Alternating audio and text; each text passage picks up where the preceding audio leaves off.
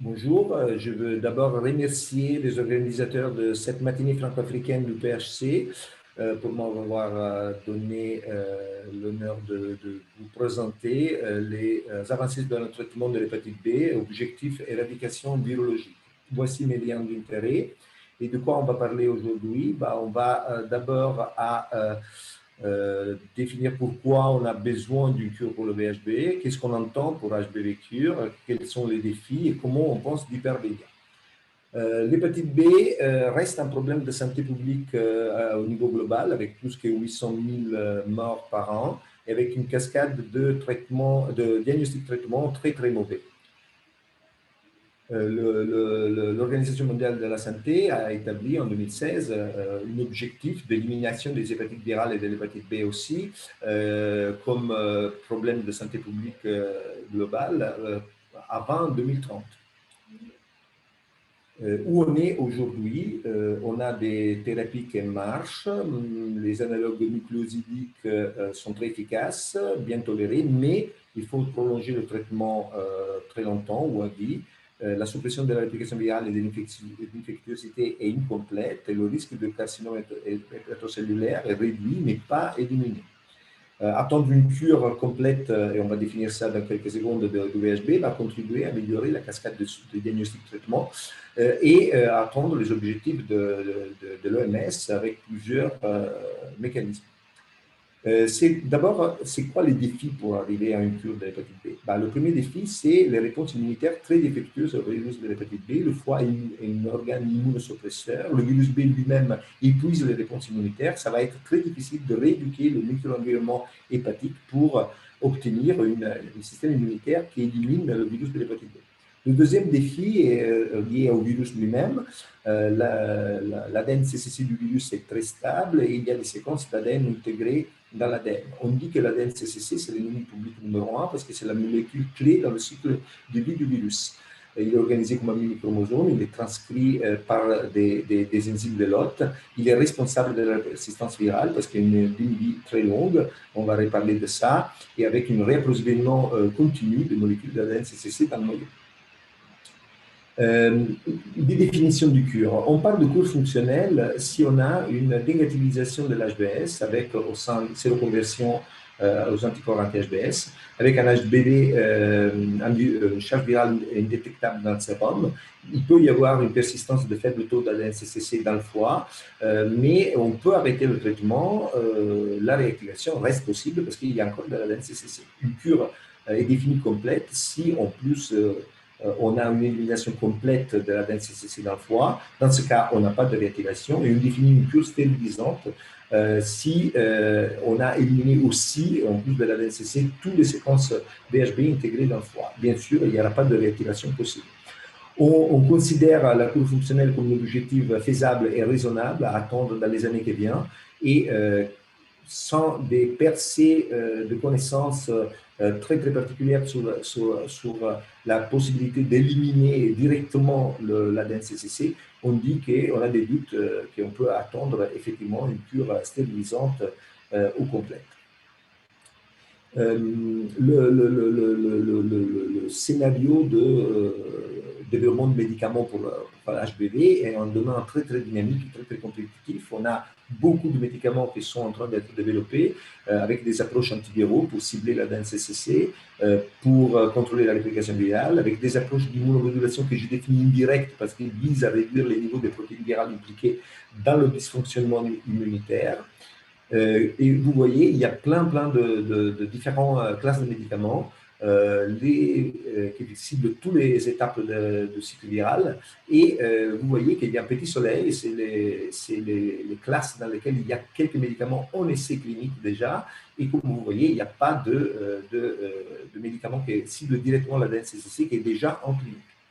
On a aussi une activité très, très importante de développement d'approches d'immunomodulation, modulation de l'immunité adaptative, mais aussi une modulation de l'immunité innée, dans le but de rééduquer le micro-environnement hépatique, de renforcer l'immunité adaptative de façon indirecte et de contribuer à le silençage ou à l'élimination de l'ADN-CCC. Si on parle d'ADN-CCC, on a deux possibles stratégies, l'élimination ou le silencement. Pour l'élimination, on peut viser la formation de l'ADN CCC, on peut essayer de guérir de façon non politique, sans tuer la cellule, l'hépatocyte infecté par des cytokines, par des techniques d'édition du génome ou par des molécules qu'on n'a pas encore, qui déstabilisent directement l'ADN CCC. Ou on peut augmenter le rendement des hépatocytes qui va entraîner une diminution du pool global de l'ADN CCC d'un foie.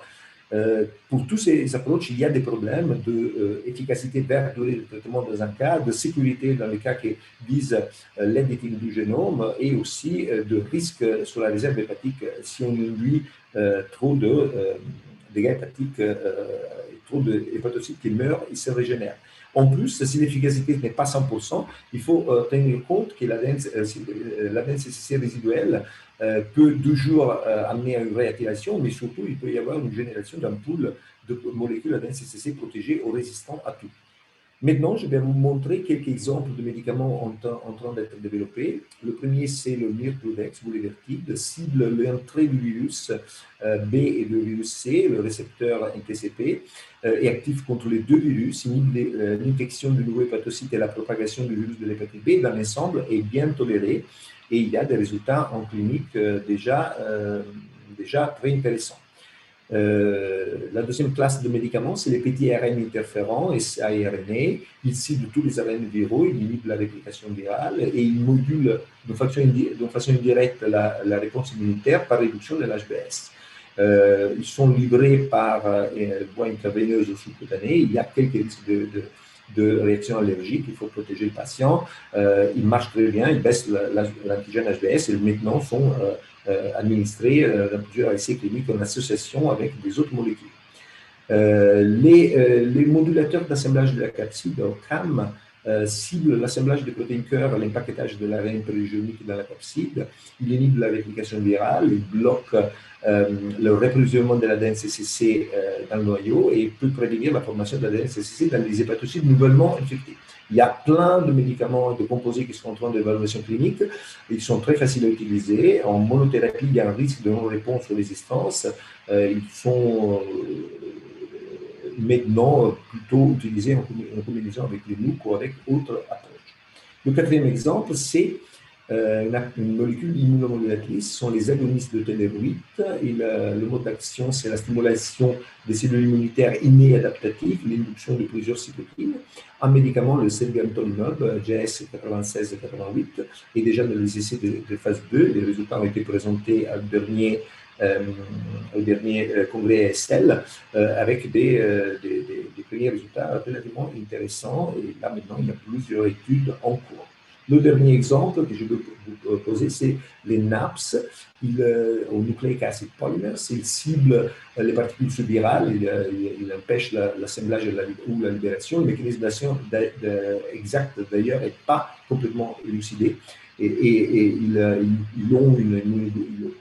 ils sont supposés avoir un effet d'immunomodulation indirecte par réduction de l'HBS et il y a des résultats encore sur un nombre de patients limité, mais des résultats très intéressants de perte d'HBS dans plus de 50% des patients et négatifs.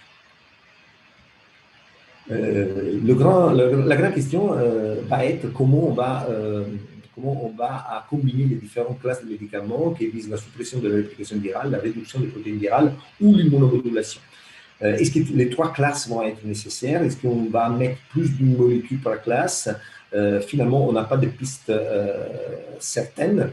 On est en train de mélanger et de voir plutôt le résultat.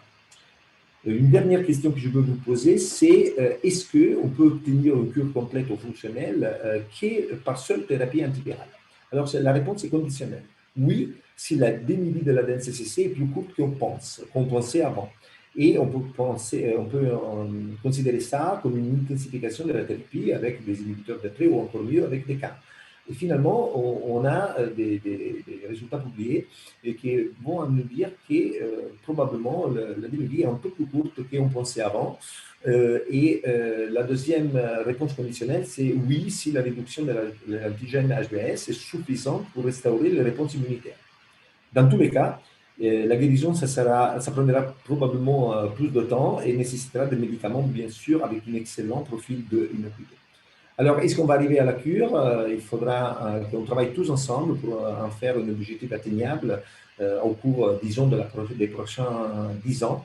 Je veux simplement terminer en vous rappelant que ISSBB, c'est une coalition internationale pour éliminer le VHB qui rassemble des scientifiques, des médecins, des stakeholders et des associations de patients. Et la Task Force pour HBV Cure animée par l'ANRS en France. Merci beaucoup. Ça, c'est mon équipe et l'équipe de Fabien Genim avec laquelle on travaille de façon très étroite. Merci.